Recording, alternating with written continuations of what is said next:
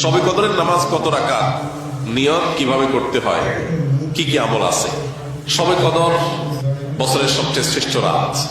এ রাতের ইবাদত খায়রুম মিন আলফি শাহর, হাজার মাসে ইবাদতের চাইতে উত্তম।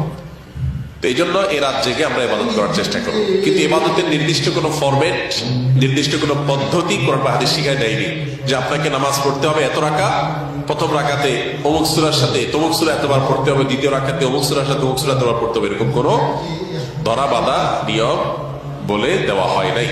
অতএব শবে কদরের নামাজ বলতে আলাদা কোনো ফরম্যাটের নামাজ নাই। আপনি দুই রাকাত করে নামাজ পড়বেন, ধীরে ধীরে সুন্দর করে যে কোনো সূরা দিয়ে পড়তে পারেন, যে কোনো সূরা যে কোনো সংখ্যকবার পড়তে পারেন, নির্দিষ্ট কোনো ফরম্যাট ঠিক করা নেই। শবে কদর উপলক্ষে একটা জিনিস শুধুমাত্র হাদিসে শেখানো আছে, জন্য একটা দোয়া, আল্লাহুম্মা ইন্নাকা আফুউন তুহিব্বুল আফওয়া ফাফু আন্নি। আল্লাহ আপনি ক্ষমাশীল, ক্ষমাকে পছন্দ করেন, আমাকে ক্ষমা করে দিন। এর বাইরে শবে কদরের নামাজ বলতে আলাদা নিয়মের কোনো নামাজ নাই। নামাজের বাইরে আপনি কোরআন তেলাওয়াত করবেন, দোয়া করবেন, জিকির আজকার করবেন, তাজবীহ তেলাওয়াত করবেন, বিভিন্ন নেক আমল করবেন, দ্বীনি বই পুস্তক পড়বেন, বিভিন্ন ভাবে আপনি